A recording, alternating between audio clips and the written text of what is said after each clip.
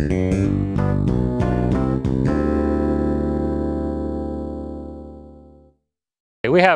avons dans ce baril une pompe d'assèchement avec le tuyau pour la prise d'eau, le tuyau de décharge et le seau pour l'amorçage. C'est une pompe avec une conduite d'1,5 pouce qui est employée couramment par la garde côtière et la garde côtière auxiliaire et son emploi est très facile.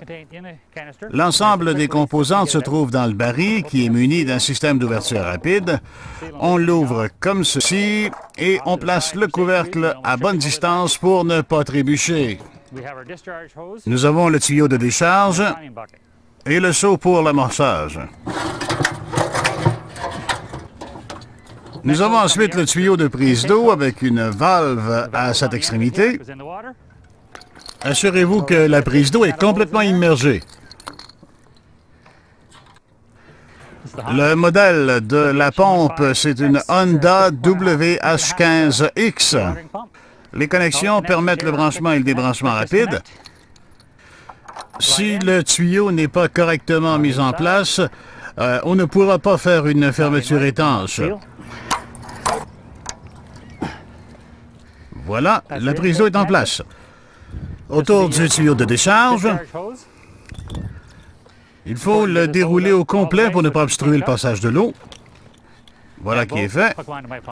À nouveau, assurez-vous de l'étanchéité du branchement pour qu'il n'y ait pas de fuite ou de baisse de pression. Cela peut se produire si les tuyaux ne sont pas solidement attachés. Ils peuvent alors se détacher subitement de la pompe en raison de la pression et vous pourriez déverser l'eau dans votre embarcation plutôt que de vider l'embarcation de ceux que vous voulez aider. On a le bouchon d'amorçage ici. Dévissez-le. On va utiliser notre seau pour amorcer la pompe en versant un peu d'eau dans le réceptacle. Il ne faut pas trop d'eau, juste ce qu'il faut pour remplir le cylindre. Il faut amorcer la pompe parce qu'il n'y a pas de valve anti-retour à l'extrémité du tuyau de prise d'eau. Il faut bien fermer le bouchon pour permettre à la pompe d'établir la pression nécessaire. Si vous tirez de l'air, la pompe ne pourra pas s'amorcer. Cette pompe a un interrupteur on-off qu'il faut mettre à on pour le démarrage de la pompe. Les gaz sont ici, l'étrangleur ici. Voici le niveau des gaz et l'étrangleur qu'il faut ajuster selon que la pompe est chaude ou froide. Pour démarrer, ouvrez le niveau des gaz, ajustez l'étrangleur et tirez la corde de démarrage. Après le démarrage, enlevez l'étrangleur et vous pouvez augmenter les gaz.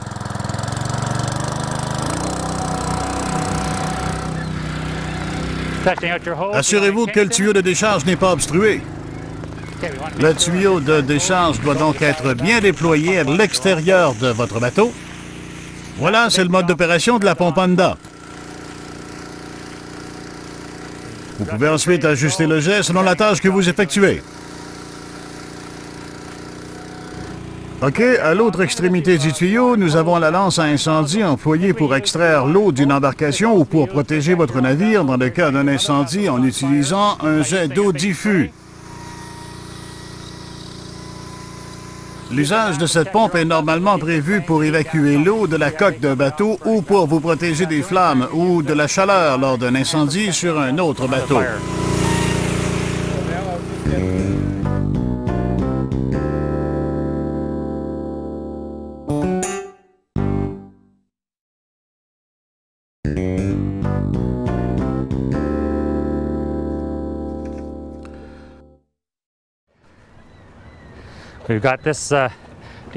Nous avons le tuyau de décharge qui doit être vidé.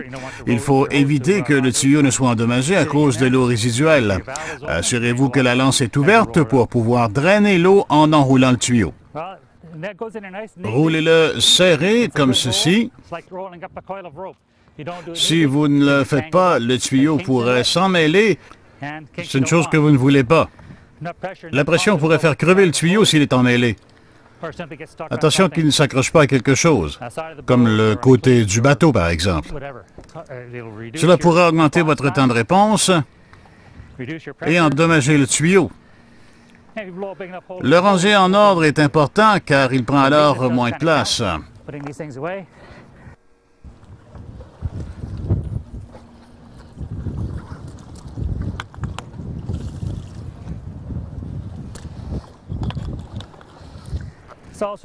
En l'enroulant de façon serrée pour être prêt à être employé la prochaine fois que vous en avez besoin, il suffira de le dérouler simplement et il sera prêt à être utilisé.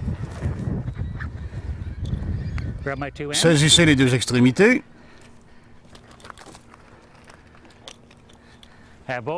Après l'avoir déroulé, on le connecte à la pompe. C'est plus facile que de dérouler 50 pieds de tuyau.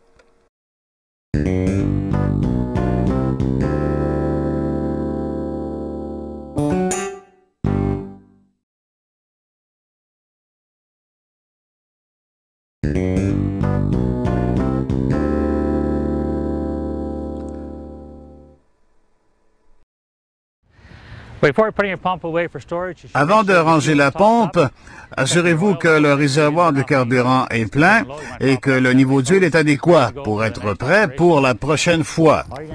Débranchez les tuyaux et aussi vider l'eau de la pompe pour éviter la rouille, ce qui sera un problème. Évacuez l'eau qui reste, dévissez la valve et penchez la pompe. Écoutez, le grésillement que l'on entend est dû au fait que le silencieux est encore chaud. Il faut vraiment attendre qu'il refroidisse avant de mettre la pompe dans le baril, parce que la pompe est entreposée avec du carburant à l'intérieur, dont les vapeurs pourraient s'enflammer.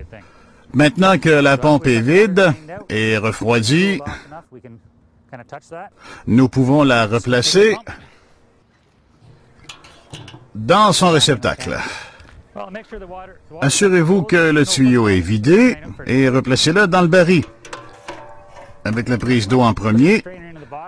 De cette façon, il ne sera pas emmêlé ou coincé sous la pompe.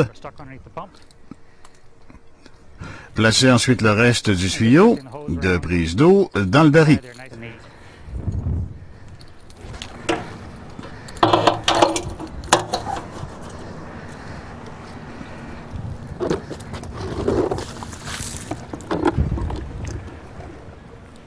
Placez ensuite le tuyau de décharge.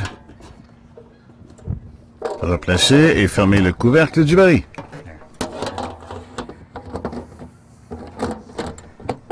Assurez-vous que le couvercle est bien en place, en faisant attention à vos doigts. Verrouillez. Et la pompe est maintenant dans le baril, prête pour une autre opération. Ces barils flottent et peuvent être largués d'un avion ou d'un hélicoptère pour porter assistance à un navire en détresse. L'équipage peut récupérer la pompe et s'en servir pour évacuer l'eau ou combattre un incendie.